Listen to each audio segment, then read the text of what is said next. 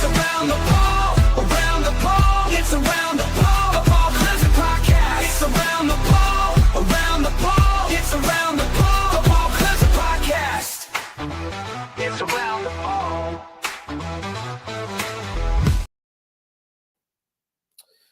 All right, welcome into another episode of Around the Paul, going to you live tonight. I'm Garrett Mitchell along with Caden Hughes, and so much to unpack from Saturday's loss at Death Valley to SMU. We've got play calling to talk about, defensive struggles, and a significant injury to one of the Tigers' top playmakers.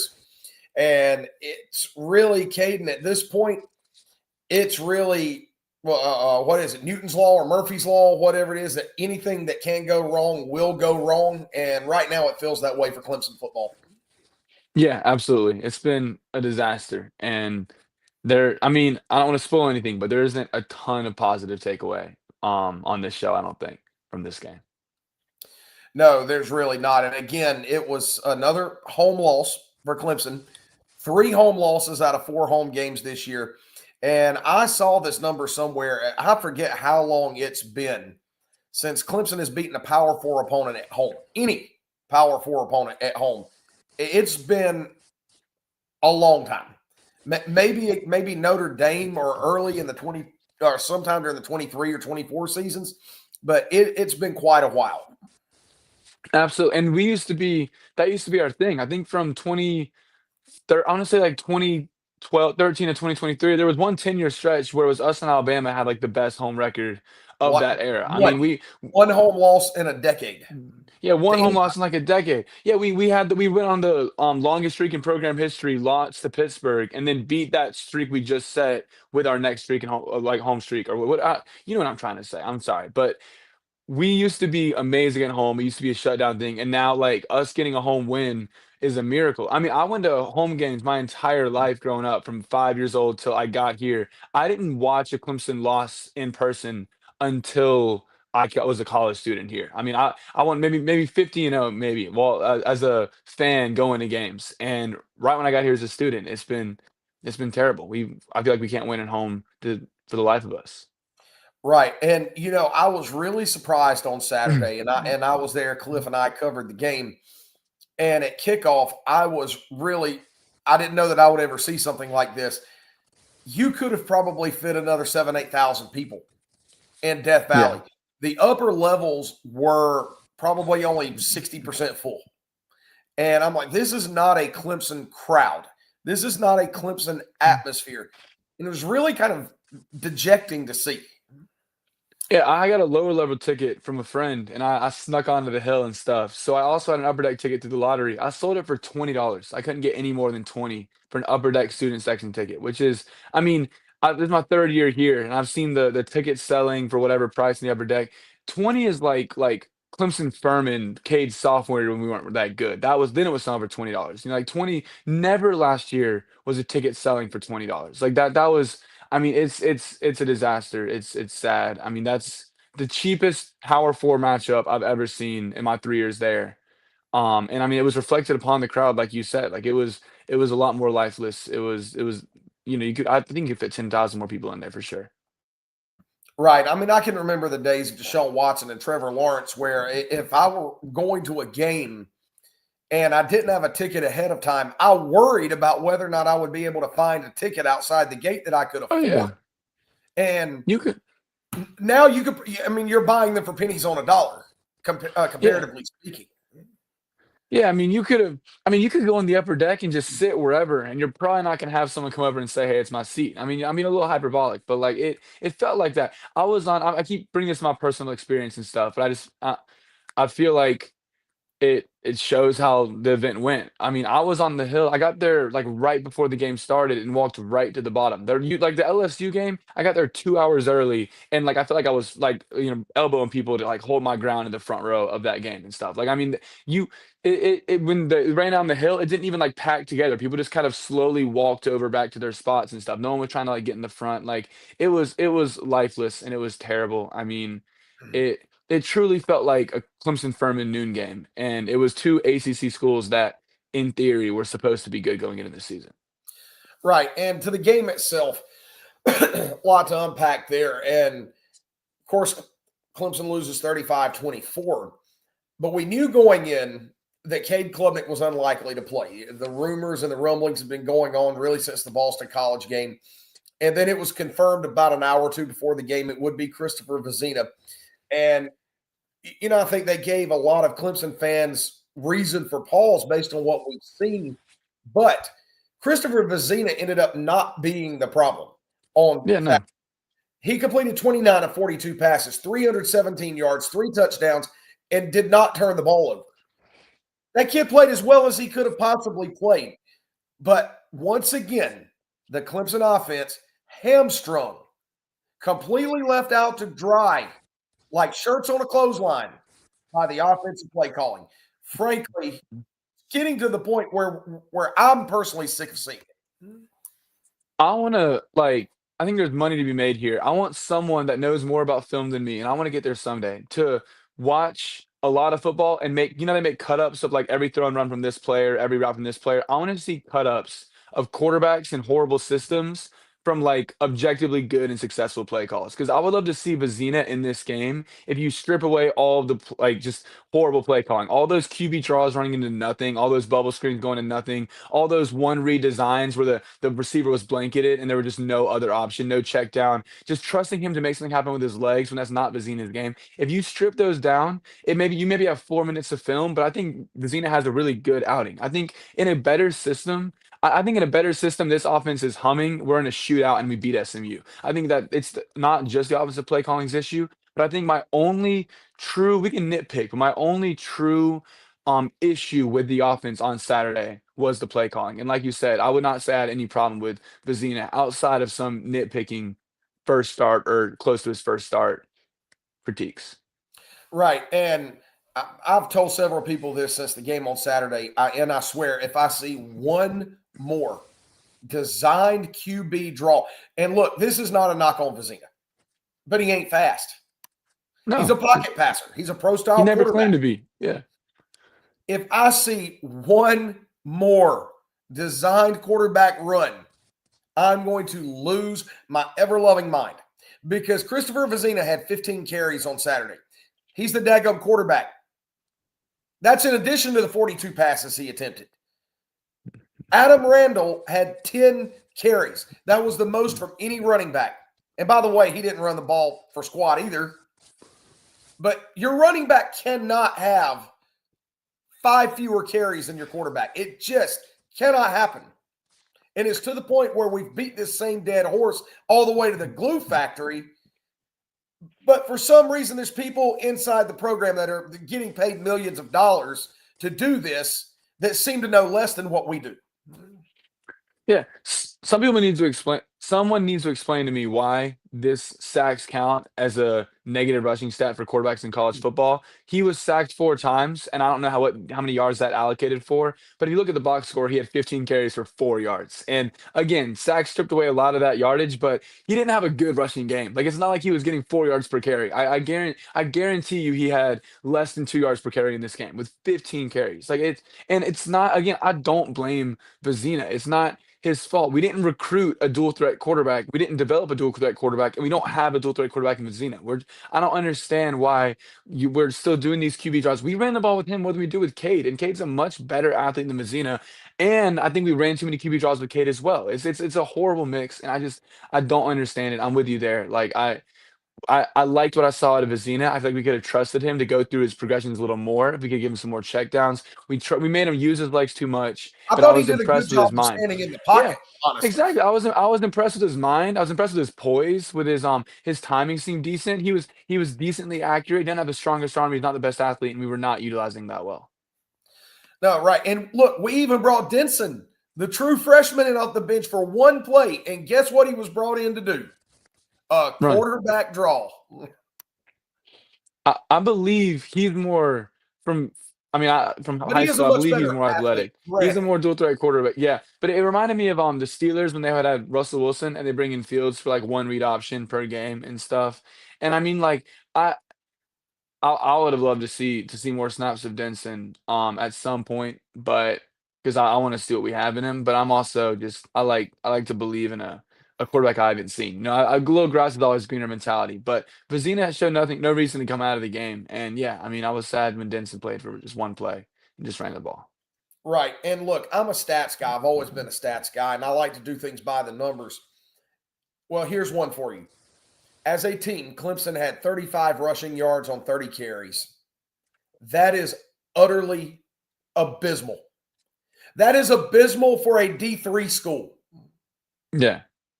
much less a team that was ranked in the top 5 in the country coming into the season. That is, I cannot even fathom how awful that is.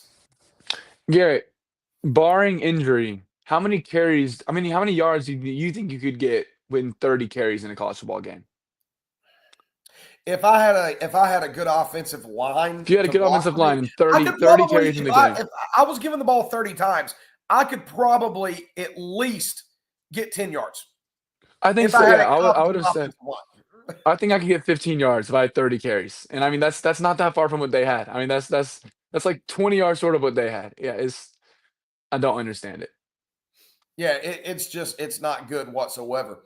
And we talked about if anything can go wrong, it will go wrong this year for Clemson. And we just got the word this afternoon that arguably the Tigers' best player on offense this year, we won't see him again until 2026. And that's receiver Bryant Wesco. He is out for the year with a back injury. He suffered it on a kick return.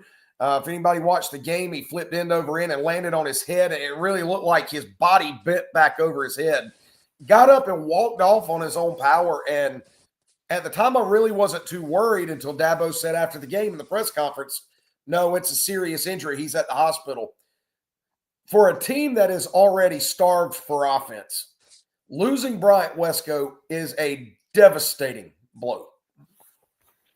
Yeah, I mean, obviously, yeah, and I'm scared we're this is the end of us watching Bryant Wesco play football for Clemson. I mean, he has eyes. He sees what's going on with this program and with this team, and so I mean, I feel like we're too new in the portal era to predict transfers very well. But he feels like an obvious transfer after this season. Although I'd hope he stays, and Clemson does have a culture that does appeal to some people, so I don't want to fully predict any of that. But just I mean, live reaction to the injury is yeah, obviously it's incredibly devastating. Like our receiving core, first of all, you never it just any injury sucks because he's a great player and he's a person trying to play football, and it's like just on a personal level, it's awful that he's out for the season. And then on the more practical sense, like I mean, our receiving core on paper would look very deep going into the season, but I'm not super impressed with all 6 guys we had and or now all 5 guys and stuff. And I mean, I've been talking about how I don't love how we've allocated our talent. We've talked about Cole Turner for a good bit on this show and stuff, and I just think that, like, obviously, Wesco was a bright spot and a deep threat on this team, and it's gonna be really tough without him. Love to see what we have out of Tristan Smith, and yeah, no matter what, it's a terrible loss. Yeah, we'll get to Tristan Smith in a second. But Yeah. look, credit to TJ Moore. He had a great game. Really, his best game as a Clemson player on Saturday. 2 great catches, and one of them was just the one-handed catch. I think it was on a It was awesome. 62-yard touchdown. Was spectacular. Absolutely. Yeah, he needed to have a great game. I mean, He's going to have a lot uh, more of them now.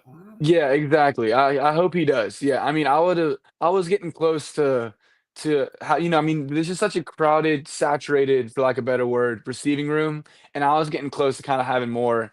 If I was power ranking receivers every week, more was moving down periodically, and so he needed to have a great game, and I hope he can stack those up because the he reminds me of, and this is negative after a positive game, and I hate to do it, but he reminds me of like what Quentin Johnston's been in the NFL for the last couple of years, and of like on the worst level of this when N'Keal Harry was in that flash season, as a first round pick going to New England from Arizona State, like just really tall, really athletic receivers that aren't awesome are like the most frustrating players to watch because you just see the product, you can see it so vividly, and when you don't, it's infuriating. It's usually drops, it's usually bad route running, and just oftentimes laziness. And so seeing more have a great game means a lot because I see the traits and see he can be a great player, and I really hope he piles it into a great season for the rest of his season and for the rest of his career.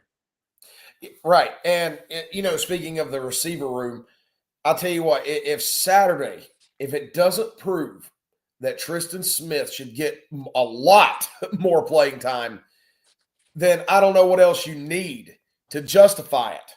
Because every time that kid is in the game, the very few times he's in the game, he makes a play. He makes something happen. And he showed you why he's so valuable on Saturday. He can wall off defensive backs like he's boxing out somebody in basketball and go up and catch a jump ball. When he's not on the field, you don't have that.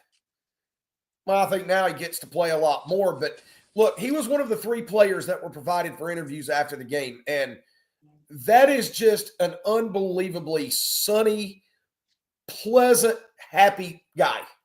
I mean, he has the best disposition with his personality. And he basically said, look, I'm okay with whatever role they give me. And when my number's called, I'll be ready to make a play. I mean, that's admirable, but he should be on the field a whole lot more. I talked to him after the spring game in this interviews, because obviously he had that incredible spring game that made everyone think he was going to be like one of our top 3 receivers this season.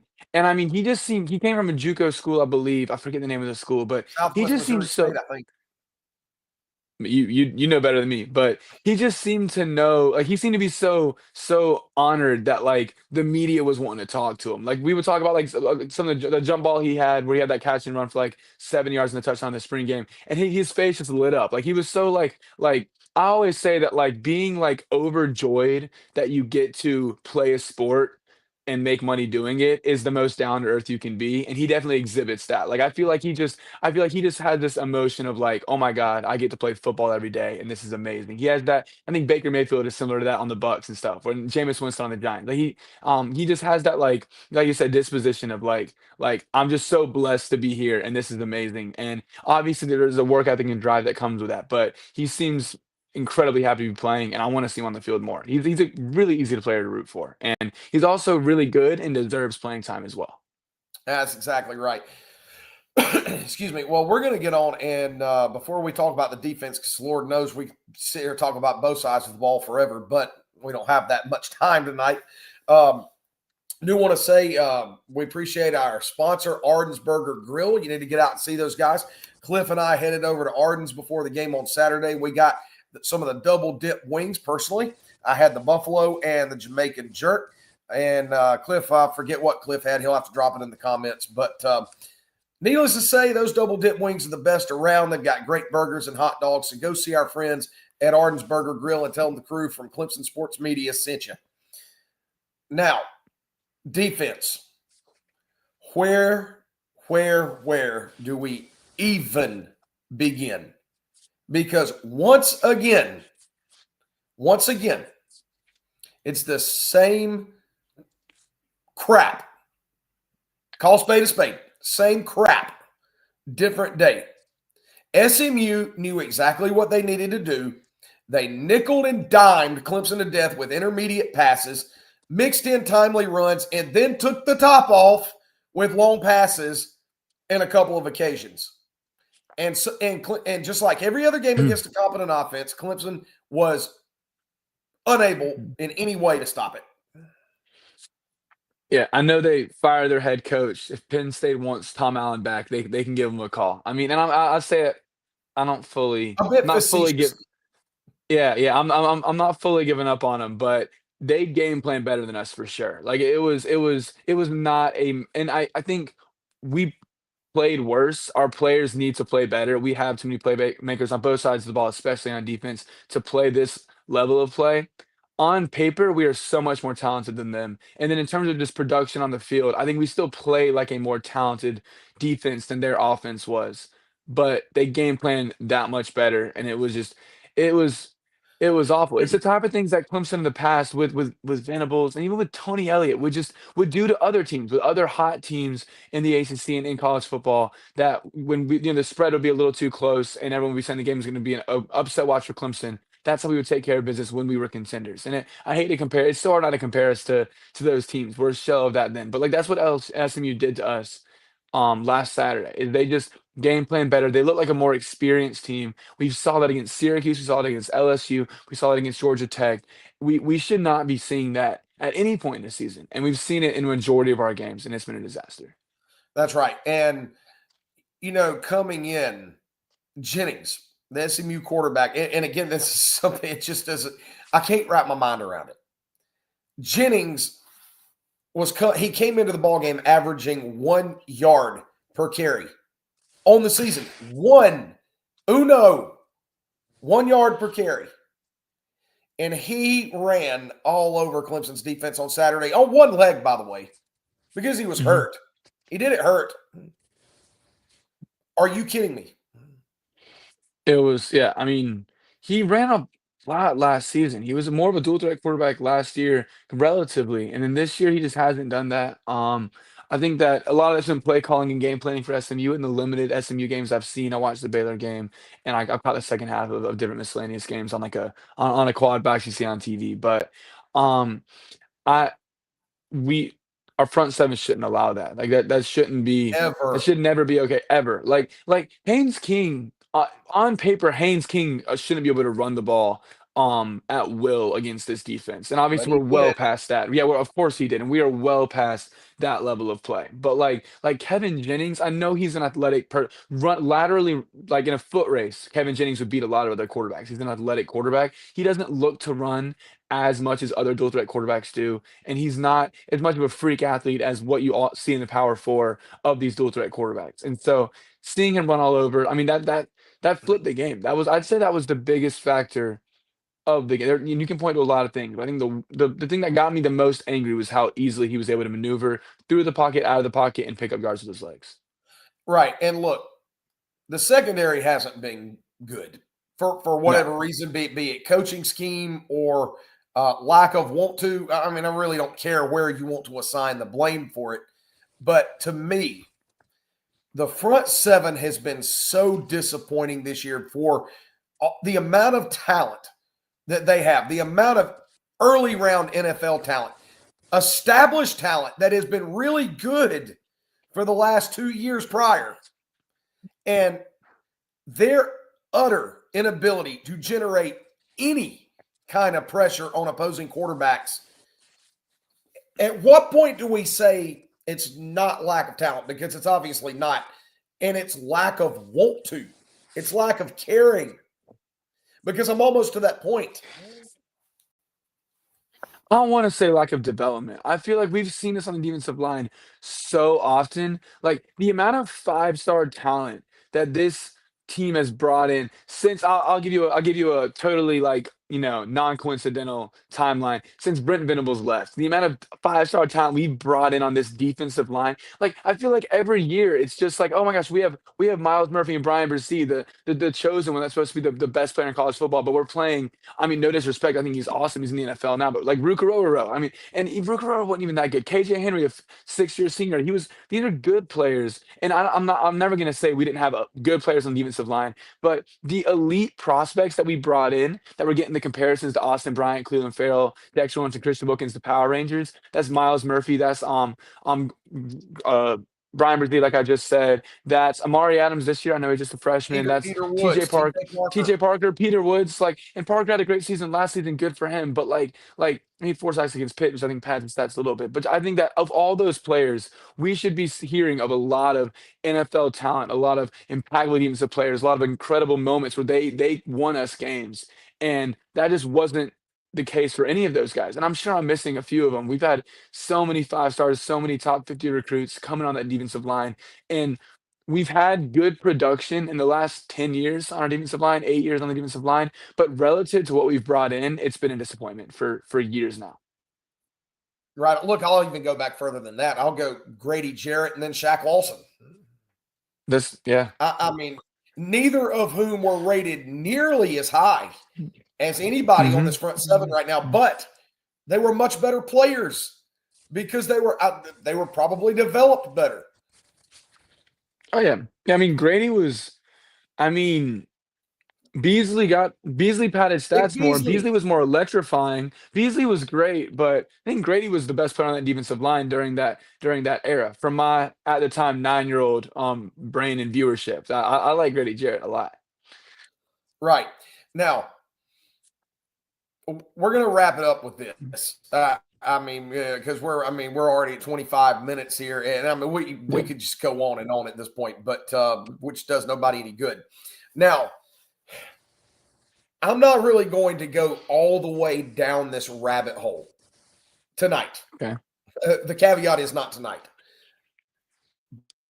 But at what point, you're not going to see anything happen until the season's over, but at what point are we talking about more position coaches needing to lose their jobs and bring Oh, we in can. fresh faces? I mean, we can. You said you want to go down that rabbit hole, but I mean, like, yeah, there's plenty. I mean, there's no one that could be fired that would frustrate me. I would be sad, and I don't disagree with this though. I would be sad to see CJ Spiller go because I remember CJ Spiller, and it's really cool they went from a player to a coach. But Right? But talking about like, sentimentality yeah, doesn't win football games. Exactly, 100, exactly. Yeah, like I mean, I would be sad to see that. That's the only one that would elicit a negative emotion from me, though. And I mean, I would not disagree with that either. Like there's no one on this staff outside of maybe Tom Allen, just because of what we've seen in past seasons, and I think that it'd be very premature to give up on him now. He's the only person, and I'll say Dabo too. The only two people on this staff that if they fired them right now, and I saw it on my phone, that notification, I would have a negative reaction. Not saying that they Right. all should be And fired, but I'll hear you out for anyone else. right. And I would be interested. And I've never gone through and I've never looked, I've never added it up. I mean, it wouldn't take very long to do. Maybe somebody knows right off the top of their head. If you do, drop a comment. But I wonder, relative to other major programs in college football, what percentage of Clemson's staff were Clemson players, namely that played under Dabo Swinney or just before? I would guarantee, I would bet anything that it is a higher percentage than any other major Power Four program in the country. It's probably a good bet. Yeah. He he has his way of doing things, and he brings in people who buy into it, and it went and they brought us a lot of success, but it's not working In a right now. different place, in a different time, with a Yeah. different set of circumstances that no longer exist. Yeah. I don't know, man. It's just it's if any for everybody watching this episode, if it sounds like the frustration is coming out, then I think we've tried to keep it pretty level up until this point. But now you're sitting at 3-4, lost 3 out of 4 games, and you are. I mean, you're knocking on the door of the cellar in the ACC. The fall from grace for Clemson from 6-7 years ago until now, it has just been catastrophic.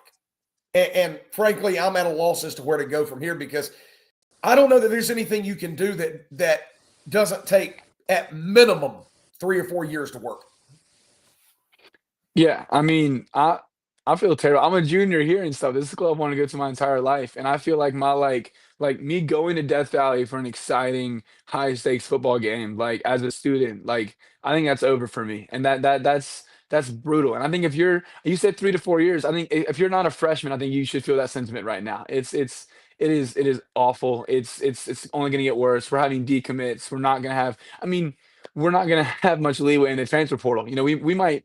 I mean, yeah, it's been terrible. And like you said a second ago, like Who would want to come you said here we've when you can go to Alabama or Tennessee or somewhere like that and you're exactly, not going yeah. to run into the same problems? Exactly, yeah. And you also this is like someone said this on a podcast, and I forget the name of the podcast, but I thought it was a good point. Like transfers coming in are also looking at the pedigree of the recruits that Clemson brought in. That you don't want to like it's not like usually if you're a worse program, you're a worse team. People will transfer to Boston College or to North Carolina for the opportunity to start. We don't even necessarily have that because they look and they see, oh my God, there's Peter Woods, there's there's TJ Moore, there's all these guys. I know a lot of them are gonna leave in the portal, but like we have a lot of guys that are talented on paper that transfers aren't gonna want to compete with for a starting job. So we don't have the like, oh, come over here, you can be our guy and you can start for us that a lot of other 6-6 schools have, while also not having the recruiting talent that or just the overall talent and production that talented schools have. It's a pretty horrible storm of just a bad place to play if you're a transfer looking for somewhere to go. Right. It's a perfect storm of mediocrity. Yes, To exactly. put it as nicely as I can. Yeah. But I mean, it is what it is. I think that's about all we can really unpack tonight. It's a bye week for Clemson. Heck, they might lose to the bye week. I don't Yeah, know at this maybe. point, but at least they might struggle with the bye week. But Clemson's back in action next week or 2 Saturdays from now against Duke. Duke comes to Death Valley, and at this point, I'm not so sure that that's not a pretty tough game too. But we're going to talk about that on next week's episode, so we'll get there when we get there.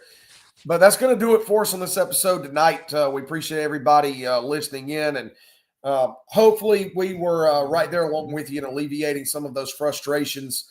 And all we can do is hope it gets better, but right now it's not looking too good. But for us here at Around the Paul, we appreciate everybody listening. We appreciate Ardens for sponsoring everything that we do.